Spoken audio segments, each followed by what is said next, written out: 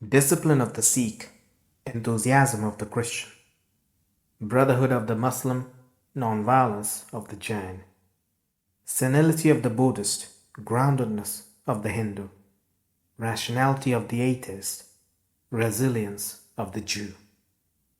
Take the good from everyone. Mind expands through assimilation.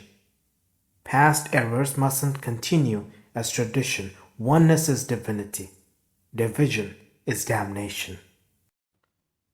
Our ancestors are not the boss of us. Life must be dictated by living conscience.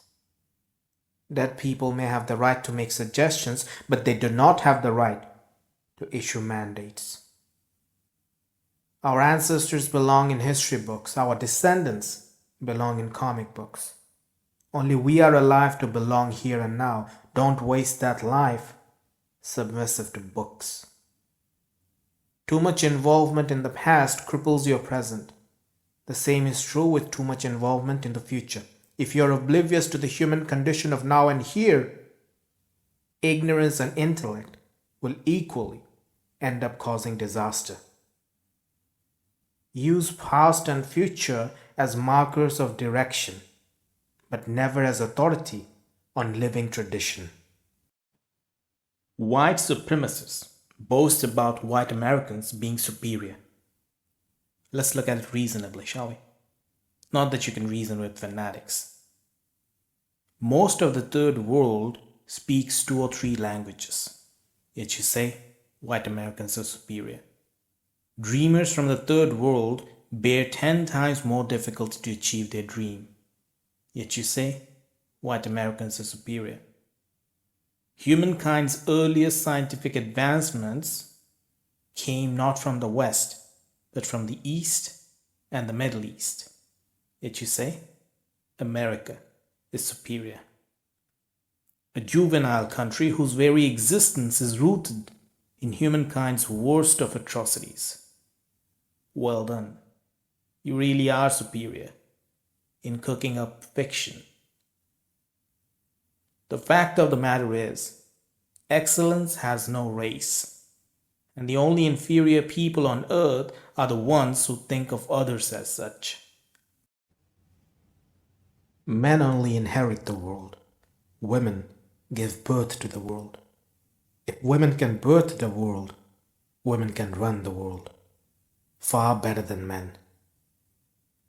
History reveals war is a masculine merchandise, whereas preserving life is an act of the feminine. Masculinity bears inclination for competitiveness. Femininity is synonymous with synergy and cohesion. That's why female leaders can step down more gracefully, making way for new minds at the helm, whereas their male counterparts would rather take their position to the grave. Femininity is not a reproductive quality. Femininity is the source of all rejuvenation. No matter what gender or orientation you are, nourish your femininity, and there will be ascension. Praying to be saved from danger ain't no spineless coward eye. Let all dangers hail my way. Each crisis is like a trip to Hawaii. Won't listen to no forbiddance, won't heed no foreboding. None can sense the extent of my senses. Night and day are my own making.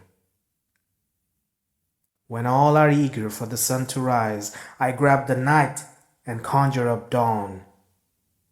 Leave no corner of mindland unharvested. Struggle isn't over till gloom turns to morn.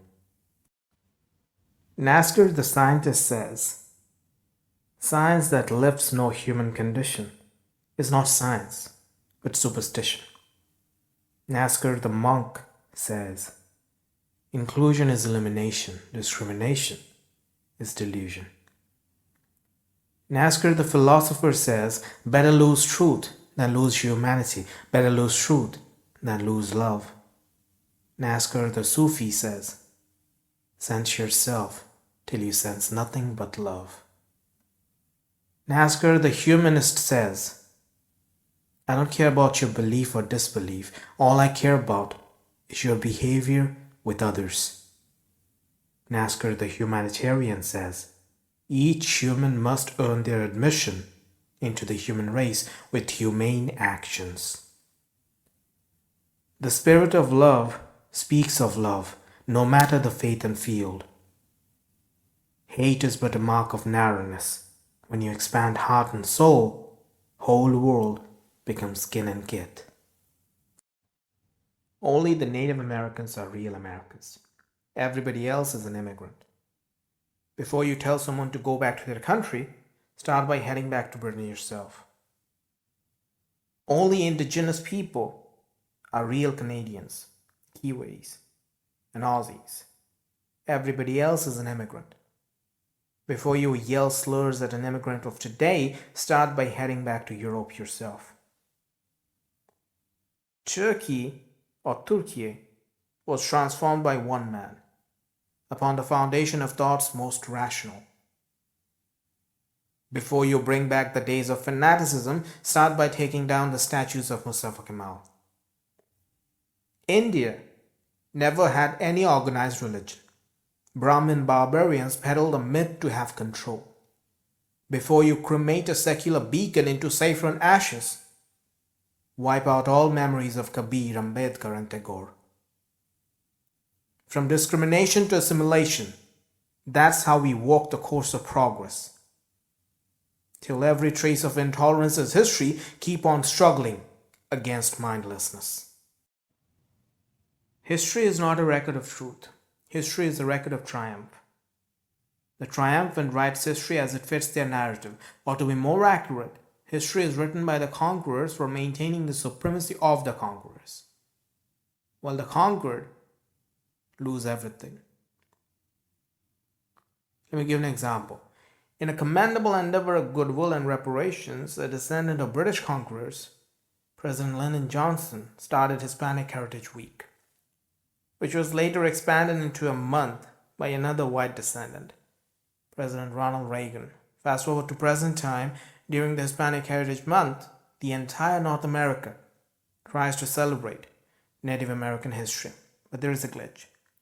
Spanish is not even a Native American language.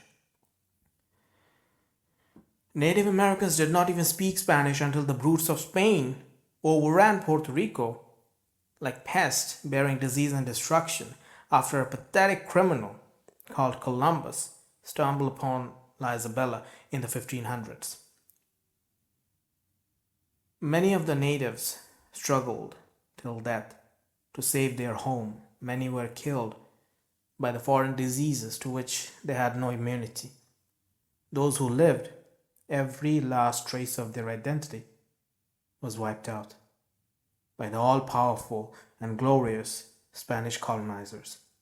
Their language, their traditions, their heritage, everything, just like the Portuguese did in Brazil. The Spaniards would have done the same to Philippines on the other side of the globe had they had the convenience to stay longer. Heck, even the name Philippines is not the original name of the island. That is, the original name was probably Maniolas, as referred to by Ptolemy. But when the Spaniard retards of the time set foot there, they named it after then Crown Prince, later Philip II of Spain. Just reminiscing those abominable atrocities makes my blood boil. And yet somehow the brutal glory of the conquerors lives on as such, even in this day and age, as glory, that is. That's why Jose Marti is so important. That's why Kwanzaa is so important. That's why Dharna is so important. In the making of a world that has a place for every culture, not just the culture of the conquerors. No other civilized people have done more damage to the world than the Europeans.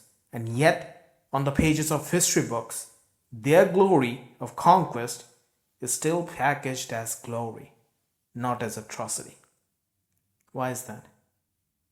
I don't know the answer. Do you? Trillions of dollars, pounds, and euros in aid won't suffice to undo the damage. And what just might heal those wounds from the past is if the offspring of the oppressors and the offspring of the oppressed, both hand in hand and shoulder to shoulder, unravel the history as it happened, not as it was presented. What just might heal the scars of yesterday is if together we come forward to learn about each other's past, so that for the first time in history, we can actually write human history, not the conqueror's history.